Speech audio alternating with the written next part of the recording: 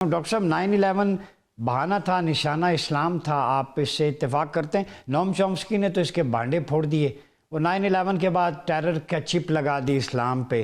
اور ہر کوئی جسٹیفائی کرنے لگا وہ اسلام از ریلیجن آف پیس۔ مطلب کس بیک فٹ تک لے کے آگے اسلام فوبیا دیکھیں اس حد تک، کیا سمجھتے ہیں آپ اب ویسٹ میں کیا سچویشن ہے؟ بسم اللہ الرحمن الرحیم۔ السلام علیکم تمام شرکا، بہت شکریہ آپ نے مجھے یہاں بلایا۔ دیکھیے، یہ جو اسلامی فوبیا کی تاریخ ہے یہ بہت پرانی ہے۔ اللہ نے جس دین کو بھی بھیجا، جیسے علامہ صاحب نے فرمایا، وہ سلامتی کا دین ہے، اور ہمیں اس بات کو سمجھنا چاہیے کہ اللہ نے کیونکہ تمام کائنات کو خلق کیا، انسان کو خلق کیا، تو سنت الہیہ جو ہے وہ تخلیق کرنا ہے یا تخلیق کی حفاظت کرنا ہے۔ تو اب جو چیز بھی اللہ کی تخلیق کے برعکس جائے گی یا نقصان پہنچائے گی، وہ بنیادی طور پہ اسلاموفوبیا ہے۔ چاہے وہ انبیاء کا قتل ہو، چاہے وہ انسانیت کا قتل ہو، چاہے وہ درخت کاٹنا ہو، جو چیزیں انسان اللہ کی تخلیق کی ہوئی چیزوں کو نقصان پہنچا رہی ہیں، وہ تمام اسلاموفوبیا ہیں۔ اب آتے ہیں اس بات کے اوپر کہ 9/11 بنیادی طور پہ جھوٹ جو ہے، اگر آپ دیکھیں، یہ اسلاموفوبیا شروع ہوا تھا جب حضرت موسیٰ علیہ السلام تشریف لے گئے تھے کوہ طور پہ، اور پیچھے ڈیموکریسی اور اسلاموفوبیا دونوں ایک ساتھ شروع ہوئے کہ جب انہوں نے کہا کہ ہم نے اس بات پہ اگریمنٹ کر لیا ہے کہ ہم بچڑے کی پوجا کریں،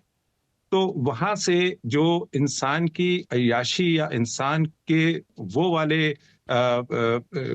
جو ملتیں جو اس کو قوانین قدرت یا اللہ کے احکامات کے خلاف یا اس کے برعکس کی جاتی ہیں، وہ تمام کی تمام جو ہیں وہ بیسیکلی اسلاموفوبیا کی ہی مختلف شکلیں ہیں۔ اب آپ نے جیسے بات کی 9/11 کی، اگر آپ دیکھیں تو تمام کا تمام کھیل جو تھا وہ جھوٹ پہ وہ تھا، یعنی جب سے یہ آج تک چیزیں آئی ہیں یہ سب جھوٹ کے اوپر ہیں، اور اسی وجہ سے فالس فلیگ آپریشنز وغیرہ، یہ ساری چیزیں کیا ہیں، یہ بنیادی طور پہ جھوٹ ہے۔ اب اس کو یہ کیوں کیا جا رہا ہے؟ امریکہ کی اور مغربی دنیا کی زیادہ جو اکانومی ہے وہ وار انڈسٹری کے اوپر ہے، اور اس لیے وہ یہ جسٹیفائی کرنا چاہتے ہیں so that they keep making weapons and keep killing people, اور جتنے ریسورسز ہیں وہ قبضہ کرتے جائیں۔ اللہ نے لوگوں کے اوپر ظلم کرنے سے اور انسانوں کو قتل کرنے سے منع فرمایا،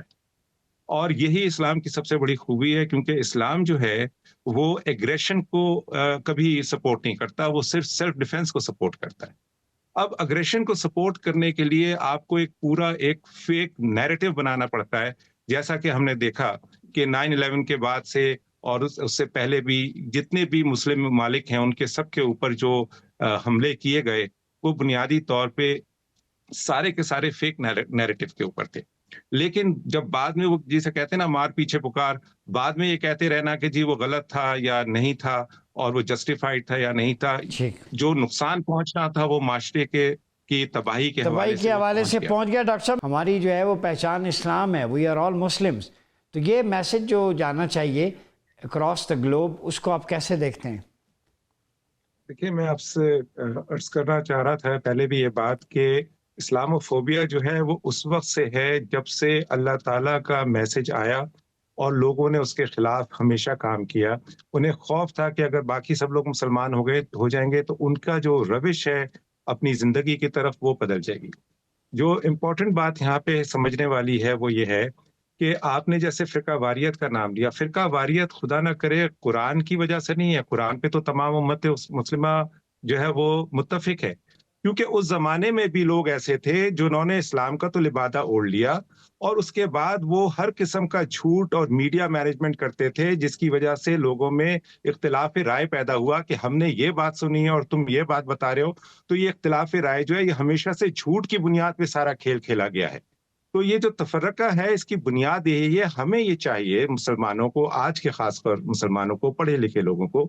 کہ جب قرآن کے اندر اللہ تعالیٰ یہ فرما رہا ہے کہ یہ نبی صلی اللہ علیہ وسلم کچھ کہتے نہیں ہیں، کرتے نہیں ہیں جب تک اللہ کا حکم نہ ہو، تو ہمیں ان چیزوں کو لے کے ایک کریٹیکل انالیسس کے ساتھ اکٹھے ہونا چاہیے کہ وہ تمام چیزیں، کیونکہ سائنٹیفک ایویڈنس جو ہے وہ بنیادی طور پہ سنت الہیہ کی وجہ سے ہے۔ جو کچھ بھی کائنات میں قوانین ہیں جس کو ہم سائنس کہتے ہیں، وہ اللہ ہی کے پیدا کرتے ہیں۔ ڈاکٹر صاحب میں 1 منٹ انٹرپٹ کروں گا، اس لیے کہ قرآن ہی کہتا ہے لِتُبَيِّنَ لِلنَّاسِ، قرآن کی جو پریزنٹیشن ہے یا امپلیمنٹیشن ہے وہ سرکار دو عالم صلی اللہ علیہ وسلم کے ایکسپلینیٹری اتھارٹیز ہیں، لا میکنگ، تشریح اختیارات، ما آتاکم الرسول. تو رسول کی حدیث، سنت اور سیرت کے بغیر تو قرآن کو کوئی انڈرسٹینڈ کر ہی نہیں سکتا. اللہ نے خود کہا ہے کہ آپ جیسے بیان کر دیں. آپ صحیح فرما رہے ہیں، ایسا ہی ہے. تو جو قرآن کے احکامات ہیں وہ رسول اللہ صلی اللہ علیہ وآلہ وسلم کی ایکسپلینیشن اس سے متضاد تو نہیں نہ ہو سکتی. نہیں. میں یہ بات سمجھانا